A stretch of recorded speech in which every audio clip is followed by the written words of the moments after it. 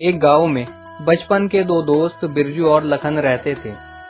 बिरजू खेती करके अपना घर चलाया करता था, तो दूसरी ओर लखन भी अनाज का व्यापार करके अपना घर चलाया करता था।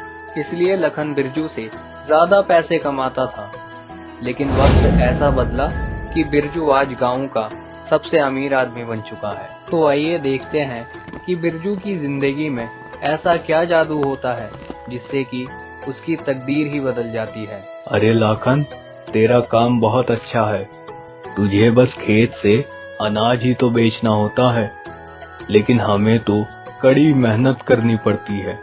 भगवान झूठ न बुलवाए, और मैं तो झूठ बोलता ही नहीं। कैसी बातें कर रहा है बिरजू, ऐसा कुछ भी नहीं है। मैं भी बहुत परेशान हूँ और धंधा भी मंदा पड़ गया है। पहले जैसा कुछ नहीं रहा बाजार में। ऐसा कहकर दोनों अपने अपने घर चले जाते हैं और तभी बिरजू की पत्नी गोदावरी पानी का घड़ा लेकर घर आती है। अरे गोदावरी, पानी लाई हो कुएं से? लाओ, बहुत प्यास लगी है। इस तपती गर्मी में तो लोग बिना पानी के मर ही जाएंगे। पानी कहाँ से लाऊं जी? कुएं में पानी बिल्कुल ही नहीं है। पानी नहीं है? मतलब कल तो कुएं में थोड़ा पानी था, तो फिर आज खत्म कैसे हो गया? हाँ, कल तो कुएं में थोड़ा पानी था, लेकिन आप तो जानते हैं कि गर्मी की वजह से पूरा कुएं का पानी सूख गया है।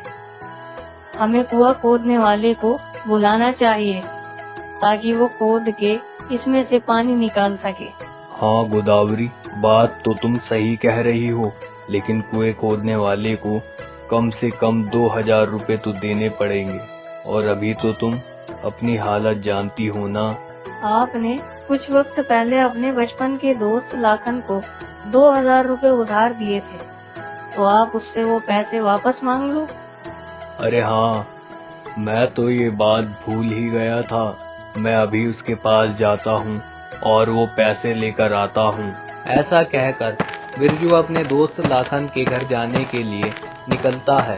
अरे लाखन, कहाँ है? जरा बाहर तो आना, मुझे तुमसे कुछ काम है। अरे बिरजू, तू यहाँ? क्या बात है, बता। वो लाखन, याद है कुछ समय पहले मैंने तुझे 2000 रुपए दिए थे? अगर वो मुझे अभी मिल जाते तो बहुत अच्छा होता, ताकि मैं उससे अपने घर के पास कुआं खुदवा सकूं। हाँ हाँ, मुझे याद है।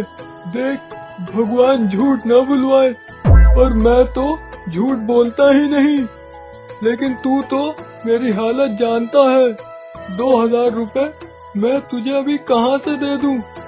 मेरे पास इतने पैसे कहाँ हैं तुझे देने के लिए। अच्छा, लेकिन शहर में अनाज बेचकर तो तेरी कमाई अच्छी हो रही है ना? अरे ऐसा कुछ नहीं है, मेरी भी हालत बहुत खराब है। जब मेरे पास पैसे होंगे तब मैं तुझे बता दूंगा। अच्छा ठीक है, मैं तो इसी उम्मीद में आया था कि तुमसे कुछ मदद मिल जाए। खैर कोई बात नहीं, अभी मैं चलता हूँ। ऐसा कहकर बिरजू बहुत दुखी मन से और खाली हाथ घर लौट जाता है। अच्छा हुआ आपने उस बिरजू को पैसे नहीं दिए। पता नहीं कौन सा उधार उसने कब दिया था, और झूठ बोल रहा होगा वो। कोई जरूरत नहीं उसे पैसे देने की। हाँ हाँ, मैं भी जानता हूँ, और मैं उसे कोई पैसे नहीं दूंगा।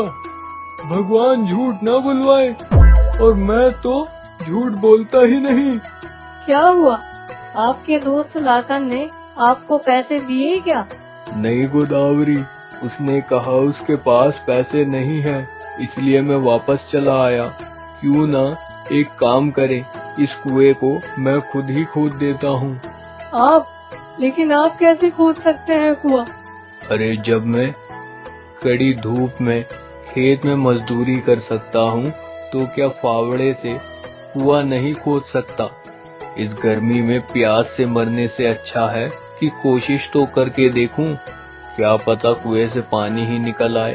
फिर बिरजू लंबी सीढ़ी लगाकर फावड़े के साथ कुएं में उतर जाता है। है कुएं के देवता, आप हमारी आखिरी उम्मीद हो। बस कुएं से पानी निकल आए, नहीं तो हम सब प्यासे ही मर जाएंगे। फिर बिरजू ऐसा कहकर कुआं खोदना शुरू करता है। खुदाई करते करते सुबह से शाम हो जाती है। वो रात को भी खुदाई जारी रखता है। तभी उसे कुएं में से कुछ निकलता हुआ दिखाई देता है। अरे ये क्या, पानी निकलने लगा। गोदावरी, ओ गोदावरी, पानी निकल आया है। अरे ये तो बड़ी खुशी की बात है। मैं अभी बाल्टी देती हूँ आपको। फिर बिरजू को कुछ शक होता है और वो थोड़ा सा पानी अपने हाथ में लेता है। ये पानी कुछ गंदा सा लग रहा है और इसमें से पेट्रोल की महक भी आ रही है। बिरजू फिर पानी को ध्यान से जांचता और सूंघता है। ऐसा करके बिरजू जल्दी से कुएं से बाहर निकल आता है। अरे आप बाहर क्यों आ गए? मैं बाल्टी दे ही रही थी। अरे गोदावरी, घर के अंदर चलो पहले, मुझे तुम्हें एक बात बतानी है, इसलिए बिना कोई सवाल किए जल्दी चलो। अरे अब आप बताएंगे भी कि क्या बात है जिसके लिए आप मुझे घर के अंदर ले आए, और ऐसा कौन सा खजाना आपके हाथ लग गया? अरे गोदावरी, समझो कि खजाना ही मिल गया है। जो कुएं से निकला है ना, वो पानी नहीं है। पानी नहीं है मतलब? आप क्या कह रहे हो? मुझे कुछ समझ नहीं आ रहा। कुएं में पानी नहीं है तो क्या पेट्रोल निकलेगा? हाँ, तुमने बिल्कुल ठीक पहचाना। इस कुएं से पानी के बदले पेट्रोल निकल रहा है। अब सुनो, ये बात किसी को बताने की जरूरत नहीं है। हम इस पेट्रोल को बेचकर बहुत सारे पैसे कमाएंगे। फिर उसी दिन से बिरजू हर रात अपनी पत्नी गोदावरी के साथ कुएं में से पेट्रोल निकालने लगता है और अगली सुबह उसे बेचता था। ऐसे ही फिर वो अपना गुजारा करने लगा। गांव वालों को इससे बहुत सहारा। एक बिरजू भैया, जरा पेट्रोल तो देना। अभी देता हूँ। अरे बिरजू, अच्छा हुआ तुमने पेट्रोल का धंधा शुरू कर दिया, वरना गांव से इतनी दूर शहर जाकर पेट्रोल भरने में हालत ढीली हो जाती है और आने जाने में ही सारा पेट्रोल खत्म हो जाता था। ऐसे ही हर दिन बिरजू का सारा पेट्रोल का कैन बिक जाता था और वो रात को कुएं के अंदर जाकर और पेट्रोल निकाल लेता और अगली सुबह उसी तरह बेचता था। अरे वाह, अब तो बहुत ही अच्छी कमाई होने लगी है। मैं अपने लिए थोड़े गहने और कपड़े खरीद लेती हूँ। अब तो हमारे पास कितने सारे पैसे भी हैं। और एक बात और, हमारे पास अरब के शेखों की तरह पेट्रोल का कुआं भी है। गोदावरी, ऐसा सोचना भी मत। हमें अभी पैसे जोड़ कर रखने चाहिए, इसलिए कुछ वक्त के लिए ये बात अपने दिमाग से निकाल दो। अगर तुमने गहने या कपड़े खरीदे तो लोगों को हम पर शक हो जाएगा कि अचानक हमारे पास इतने पैसे कहाँ से आ गए, इसलिए ऐसा कुछ भी मत करना तुम। फिर बिरजू की बातें सुनकर गोदावरी उस वक्त तो मान जाती है, लेकिन बिरजू को बिना बताए वो बहुत सारे गहने और कपड़े खरीद लेती है। फिर पूरे गांव में वो गहने और महंगे कपड़े पहनकर घूमती रहती है।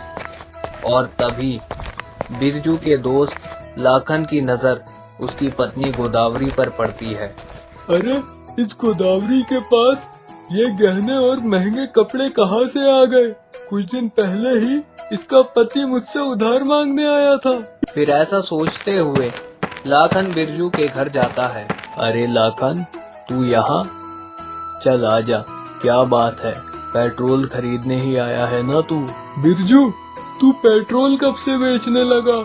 तू तो जानता ही है ना कि खेती में अब कुछ खास रहा नहीं, इसलिए मैंने ये पेट्रोल बेचना शुरू कर दिया। इस पेट के लिए कुछ तो करना ही पड़ेगा। मैं शहर का जो पेट्रोल पंप है ना, बस वहीं से मेहनत करके पेट्रोल लाता हूँ और 2 पैसे ज्यादा बेचकर कमा लेता हूँ बस।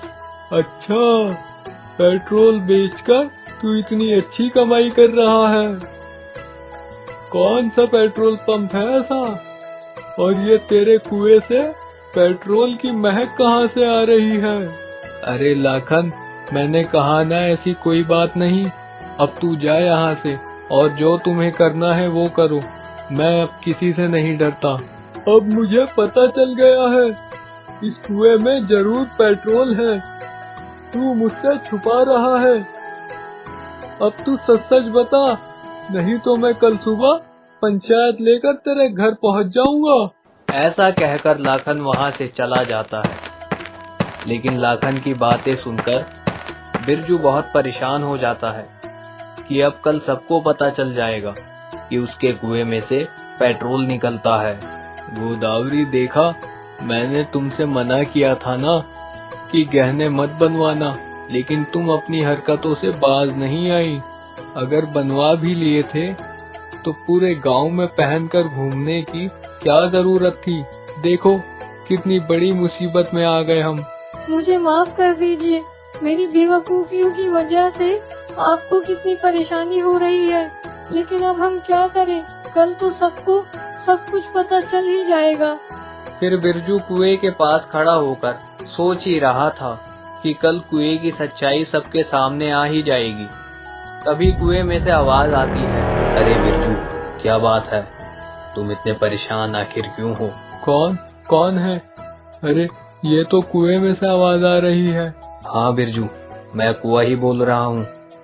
और तुम इस वक्त यहाँ कैसे खड़े हो?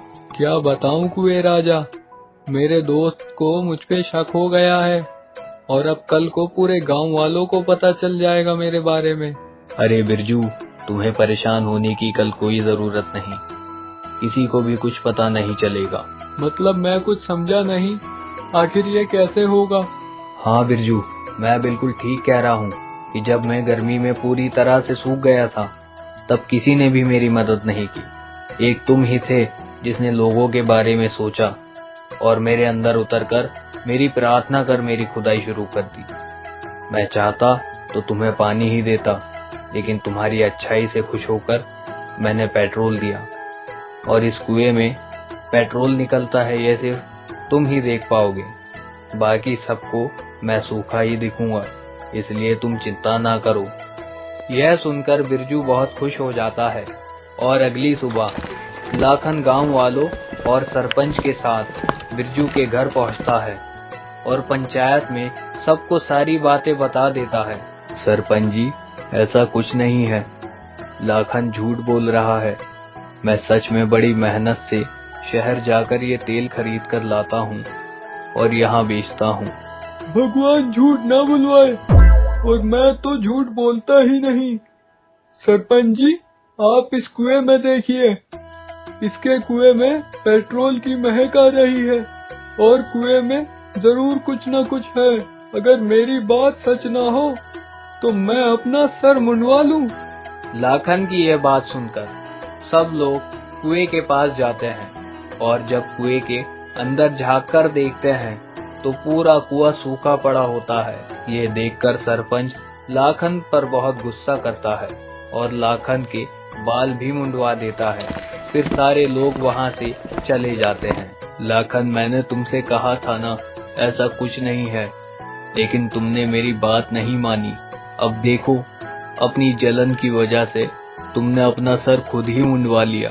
फिर लाखन वहां से चुपचाप चला जाता है और फिर बिरजू कुएं को शुक्रिया कहता है और फिर इसी तरह वह अपना व्यापार पूरी ईमानदारी से खुशी खुशी करता